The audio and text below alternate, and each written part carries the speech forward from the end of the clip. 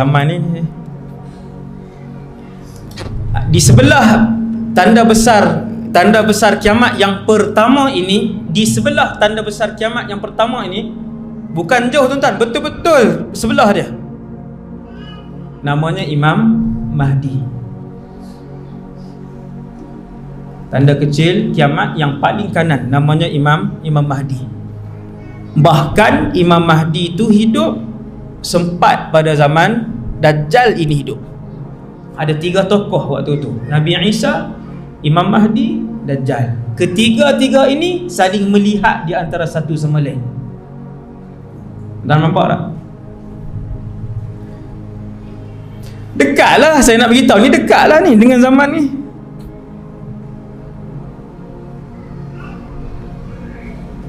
Untuk tahu bahawasanya zaman Dajjal itu dekat,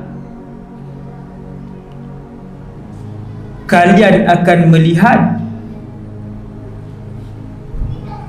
inna amamad Dajjal sinina khadda'ah. Kalian akan melihat suasana masyarakat ketika itu penuh dengan penipuan.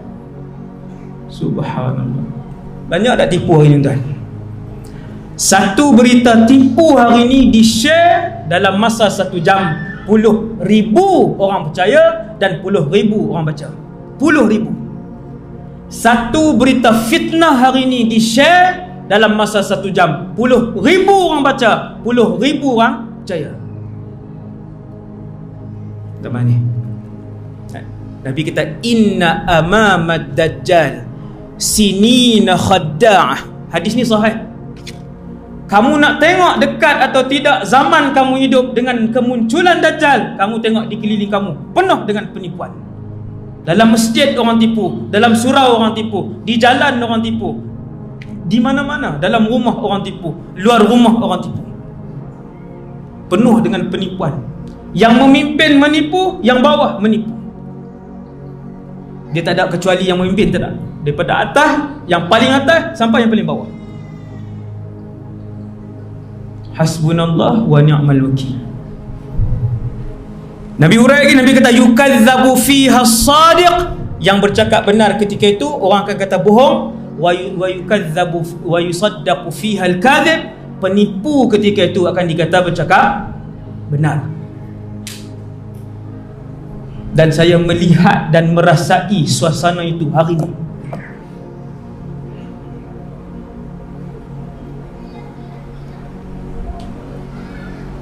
Hasbunallah wa ni'mal wakil.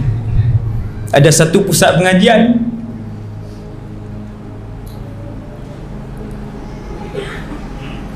disalah tadbir urus duit habis sampai 4 juta. Yang menyalah takbir urus duit yang habis sampai 4 juta ni dianggap benar, disebar dalam internet, dia pula betul. Satu kelompok lagi yang duk berlawan ni, yang ni orang kata salah. Hasbunallah wa ni'mal wakil. Tuan, zaman ini beberapa hari sebelum kemunculan Dajjal ni, untuk persiapan kita, hadis ni masyhur tapi jarang disebut. Dia panggil fitnatul ahlas. Hadis ni hadis sahih. Hadis ni hadis sahih. Satu hari Nabi bercerita tentang fitnah yang akan berlaku. Kemudian Nabi sebut tentang hadis ni yang saya nak baca ni, sehari sebelum Dajjal keluar. Hadis ni banyaklah ceramah saya yang saya sebut, malam ni saya baca sekali lagi. Hadis ni yang saya nak baca ni, Nabi menceritakan suasana satu hari sebelum kemunculan Dajjal. Sehari ni memang Nabi sebut secara jelas, sehari ataupun hari itu. Maka Nabi pun menyebut tentang 3 jenis fitnah yang akan berlaku sampailah hari Dajjal dia keluar dan mengisytiharkan dirinya Tuhan. Hari yang diisytihar tu Sebelum hari dia isytihar, berlaku 3 gelombang fitnah. Berapa tahun? Wallahu a'lam. Kalau tuan-tuan tanya berapa lama masa 3 gelombang fitnah besar itu akan berlaku, wallahu a'lam. Tetapi fitnah yang terakhir sehari sebelum Dajjal, yang tu saya boleh jawab sebab Nabi sebut. Yang gelombang pertama tu saya tak tahu, maksud 4 tahun sebelum tu ke 3 tahun sebelum Dajjal keluar ke, wallahu alam. Bila Nabi cerita tentang fitnah ni, sahabat pun tanya, ya Rasulullah, yang pertama sekali, gelombang yang pertama akan berlaku sebelum hari Dajjal keluar dan isytihar Tuhan. Tuan-tuan, hari ni kalau nak isytihar satu-satu benda dalam dunia ni, susah ke senang? Senang aja. Hari ni dunia tanpa sempadan ni, dalam YouTube, Facebook, Insta, WhatsApp ni, hari ni berapa jam untuk diisytiharkan satu benda? Orang suka share tak zaman hari ni? Ya, orang fasik suka share zaman hari ni. Apa Ustaz kata kami? Kami tak kata. Allah Ta'ala yang sebut di dalam Al-Quran bahawa sifat tabayyun itu sifat orang beriman, dan sifat menyebarkan secara melulu itu adalah sifat si fasik dan munafik.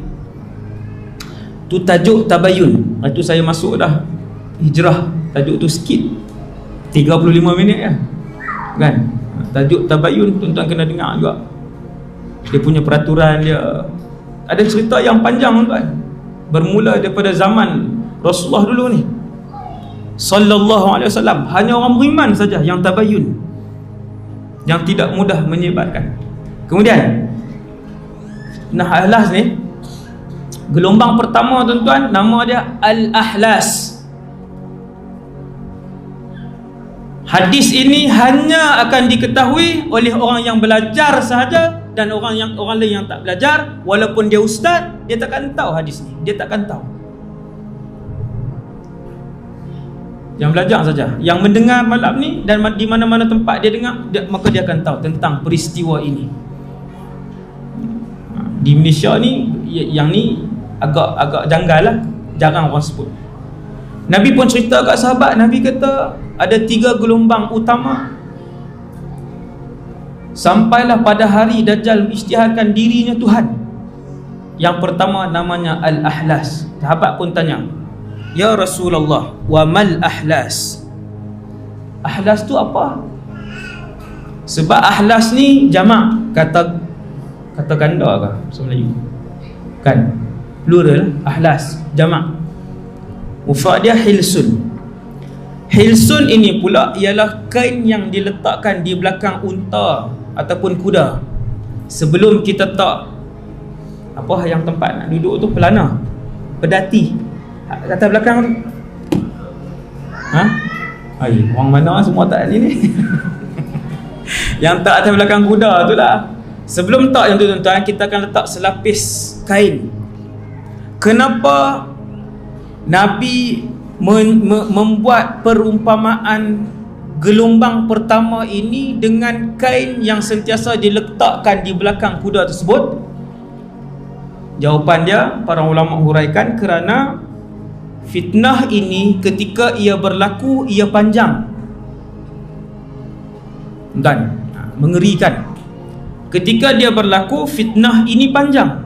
Sahabat tanya, ya Rasulullah, wa mal ahlas? Ahlas itu apa? Perkataan itu Arab, tapi sahabat tak tahu huraian dia. Arab. Ini tinggi, ini ketinggian perkataan Rasulullah. Bila Nabi kata fitnatul ahlas, sahabat tanya, wa mal ahlas? Ya Rasulullah, ahlas itu apa? Nabi pun sebut, hiya harabun wa harbun. 2 perkataan. Sahabat tak tanya dah, semua faham. Hiya harabun wa harbun, semua faham. Subhanallah.